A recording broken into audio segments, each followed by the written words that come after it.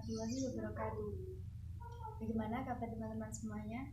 Saya harap semoga teman-teman semua selalu diberi kesehatan oleh Allah Subhanahu wa taala. Di sini saya perwakilan dari kelompok 12 yang beranggotakan saya sendiri, Afriana Wahyu Ekasari, Ayu Dia Kusuma Wardani, dan Kumaladi Kristina Faudila. Saya akan mempresentasikan hasil dari diskusi kami bertiga mengenai dimensi gender sosial inklusi pada sekolah reguler, yang mana akan membahas 4 subbab. Yang pertama, model pembelajaran dengan dimensi gender sosial inklusi.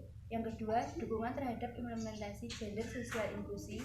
Yang ketiga, keberhasilan pendidikan bergender sosial inklusi. Yang keempat, membuat sekolah inklusi. Dimulai dari yang pertama, model pembelajaran dengan dimensi gender sosial inklusi. Model pembelajaran adalah kerangka konseptual yang melukiskan prosedur pembelajaran yang sistematis dan mengorganisasikan pengalaman belajar untuk mencapai tujuan belajar tertentu, dan fungsi sebagai pedoman bagi perancang pembelajaran dan para pengajar dalam merencanakan aktivitas belajar mengajar.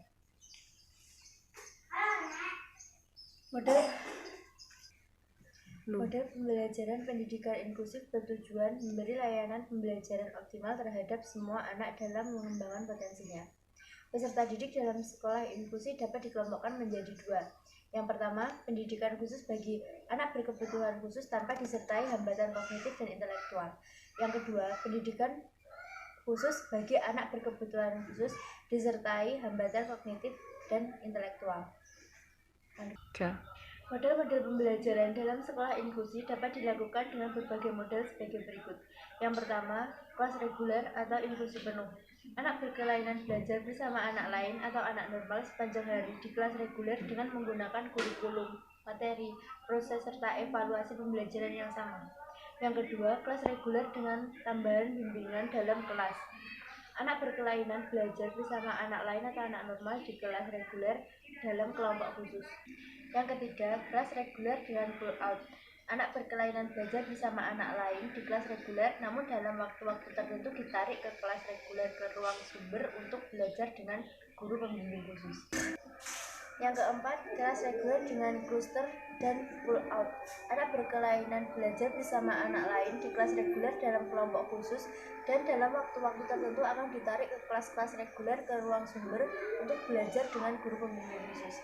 Yang kelima, kelas khusus dengan berbagai pengintegrasian. Anak berkelainan belajar dalam kelas khusus pada sekolah reguler, namun dalam bidang-bidang tertentu dapat belajar bersama anak lain di kelas reguler. Dukungan terhadap implementasi GSI. Salah satu usaha untuk mengeliminir kesenjangan gender adalah melalui pendidikan yang responsif gender. Untuk membentuk karakter manusia atau human character building, maka para guru harus menanamkan nilai-nilai keadilan dan kesetaraan gender dengan cara mengembangkan dan menerapkan model pembelajaran yang responsif gender di kelas pada setiap proses belajar mengajar. Nah, proses pembelajaran yang efektif untuk mentransfer dan mengembangkan nilai-nilai keadilan dan kesetaraan gender itu harus didukung oleh komponen-komponen seperti kebijakan pendidikan, sensitivitas, gender guru kurikulum atau tujuan pembelajaran, bahan ajar, metode, strategi pembelajaran, dan evaluasi, serta fasilitas dari media pendidikan lainnya. Nah, pembelajaran responsif gender itu sendiri adalah pembelajaran yang memberikan porsi perhatian yang seimbang dan sensitif terhadap kebutuhan khusus, baik laki-laki maupun perempuan. Karena itu, pembelajaran responsif gender harus dilakukan dengan memperhatikan keadilan akses, partisipasi kontrol, manfaat, menyadari perbedaan, pendidikan androgini, dan meninggalkan mitos. Selain itu, pembelajaran yang inklusif gender yaitu pembelajaran yang mengakui dan mempertimbangkan perbedaan kebutuhan, minat, pengalaman, dan cara belajar siswa dan siswa disebabkan oleh konstruksi gender pada lingkungannya. Tujuan pembelajaran inklusif gender agar perbedaan konstruksi gender laki-laki dan perempuan itu sama-sama diakui dan dihargai, serta akomodatif pada keduanya untuk menciptakan kesetaraan gender, yakni keduanya itu memperoleh akses, partisipasi, kontrol, dan manfaat yang sama dalam belajar. Untuk mencapai keadilan gender, siswa dan siswi mendapatkan hak-hak dalam belajar secara adil, agar keduanya dapat belajar secara aktif, kreatif, efektif, dan menyenangkan. Secara rinci, pembelajaran inklusif gender meliputi hal-hal sebagai berikut. Yang pertama, itu adalah prinsip-prinsip menuju pembelajaran inklusif gender. Di dalamnya itu terdiri dari strategi pembelajaran. Strategi pembelajaran itu tersendiri ada beberapa. Yang pertama adalah problem solving, terus discovery, inquiry learning, contextual thinking learning, sama individualist learning. Yang kedua ada manajemen kelas berbasis kesetaraan gender. Yang ketiga media pembelajaran. Yang keempat adalah evaluasi pembelajaran. Keberhasilan pelaksanaan pendidikan inklusif tidak dominan dipengaruhi oleh faktor strategi pembelajaran yang diterapkan di lembaga-lembaga sosial, tetapi juga ditentukan oleh faktor yang saling terkait satu sama lain. Komponen-komponen yang terkait dengan keberhasilan pendidikan inklusif setidaknya menjadi gambaran bagi Anda untuk mengenal lebih jauh tentang faktor-faktor penting yang menentukan setiap sistem pendidikan bagi anak berkebutuhan khusus.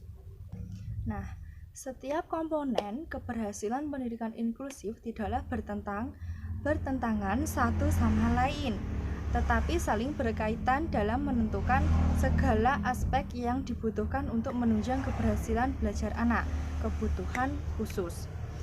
Anak berkebutuhan khusus membutuhkan komponen penentu keberhasilan melalui berbagai cara yang telah dicoba oleh pemerintah untuk menunjang pelaksanaan sekolah inklusif di lembaga-lembaga pendidikan yang berpredikat inklusif. Nah, pengetahuan tentang indikator keberhasilan ternyata turut serta mempengaruhi kinerja dan kualitas anak berkebutuhan khusus selama mengikuti pendidikan inklusif bersama anak normal dan pada umumnya. Nah, oleh karena itu, penting kiranya mengetahui faktor-faktor yang menjadi penentu keberhasilan pendidikan inklusif bagi anak berkebutuhan khusus. Tujuannya di sini itu adalah agar dapat memahami proses pelaksanaan yang berkaitan dengan penguatan sistem pembelajaran dan pengelolaan kelas disertai dengan fleksibilitas kurikulum yang memberikan pemahaman secara utuh tanpa harus ada pemisah internal antara anak normal dengan anak yang tidak normal. Selain itu, bisa juga mengetahui kunci utama dalam mendorong efektivitas pelaksanaan pendidikan inklusif yang disertai dengan praktik pendidikan yang harus dilaksanakan demi menciptakan anak dan tingkat inteligensi yang tinggi.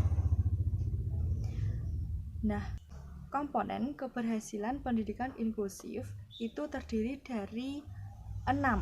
Yang pertama adalah fleksibilitas kurikulum atau bahan ajar, di mana kurikulum meniscayakan adanya keselarasan tujuan dan program yang dijalankan berjalan simultan.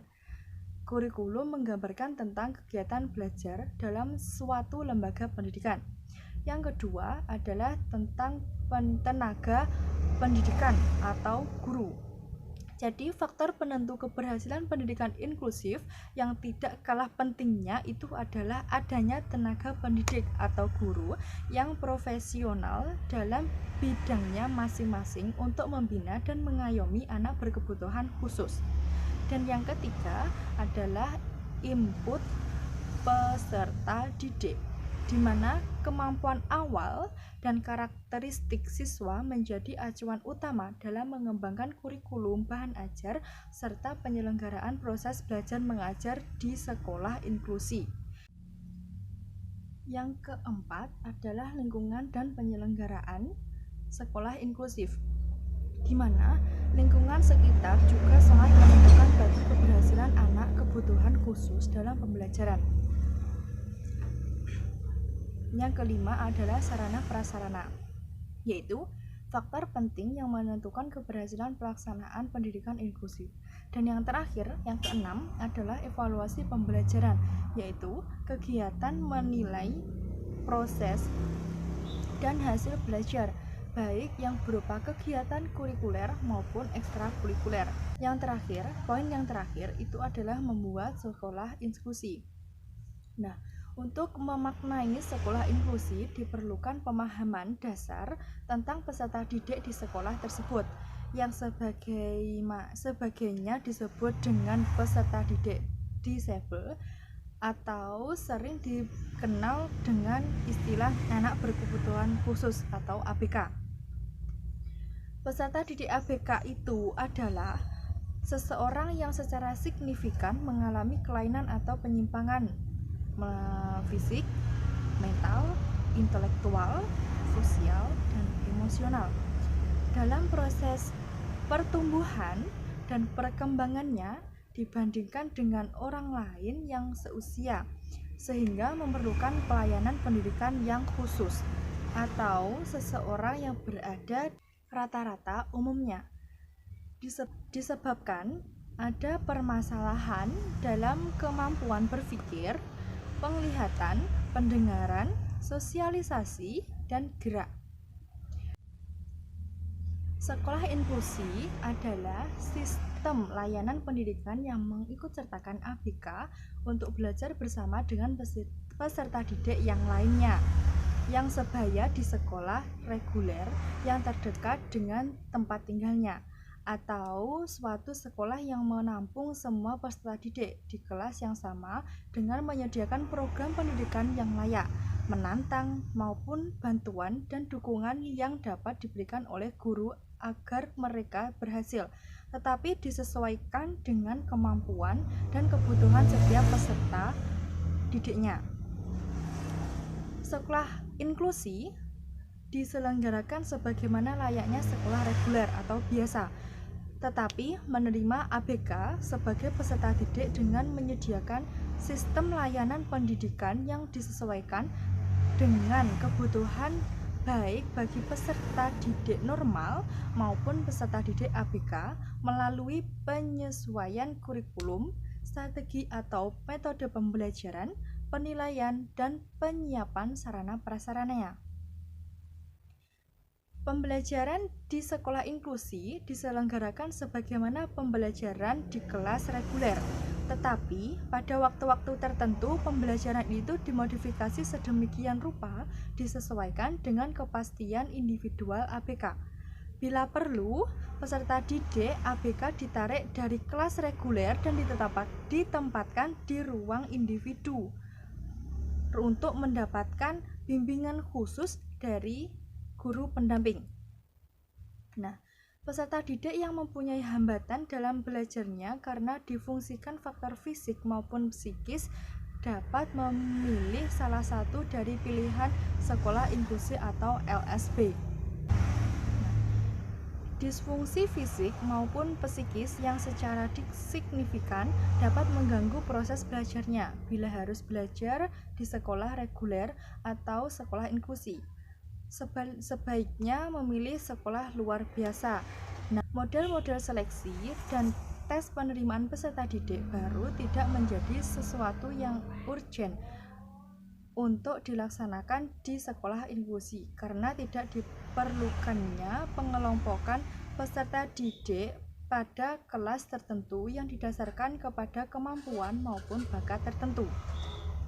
Tetapi peserta didik didorong untuk belajar bersama, sungguh pun mereka mempunyai kemampuan dan bakat yang berbeda. Peserta didik dalam suatu lembaga pendidikan inklusi diterima dari sejumlah pendaftar sesuai dengan kapasitas tempat dan sarana belajar yang tersedia. Hal demikian dalam rangka mewujudkan prinsip sekolah inklusi zero reject atau tanpa penolakan. Tugas sekolah inklusi itu sendiri adalah mengoptimalkan potensi dan kekuatan ABK di samping mengimbangkan sensitivitas peserta didik normal bersama ABK untuk mereduksi tindakan diskriminatif. Tujuan yang bisa dicapai dengan cara ini adalah terwujudnya masyarakat inklusif yang mau dan mampu menerima keragaman dan kemajemukan masyarakat dari berbagai status, strata, dan kelas sosial. Hasil capaian usaha seperti ini adalah masyarakat integratif yang tidak mempersoalkan perbedaan yang seringkali menimbulkan perselisihan, permusuhan, bahkan peperangan. Tetapi masyarakat yang mau dan mampu membangun kegotong royongan dan kebersamaan sebagai budaya luhur bangsa, masyarakat demikian menuntut semua anggotanya menjadi inklusif, dan sekolah harus menyediakan calon-calon anggotanya sesuai dengan tuntutannya. Tanpa usaha, maka peserta didik akan mengalami kesulitan untuk kembali atau berintegrasi ke masyarakatnya kalau mereka di sekolah hanya berinteraksi sesama ABK. Nah, dengan penyelenggaraan sekolah inklusi akan dapat manfaat secara signifikan terhadap penghematan sumber dana dan daya atau human capital resource maupun material capital resource. Dilihat dari sudut pandang bahwa mereka cukup belajar di sekolah yang dekat dari rumah tempat tinggalnya. Dengan demikian, peran dan fungsi peserta didik dalam keluarga maupun peran dan fungsi keluarga terhadap anak tetap dapat dijalankan sebagaimana semestinya. Nah, sekian presentasi yang dapat kami sampaikan. Semoga bermanfaat buat kalian. Apabila ada yang belum jelas, dapat ditanyakan. Akhiran, wassalamualaikum warahmatullahi wabarakatuh.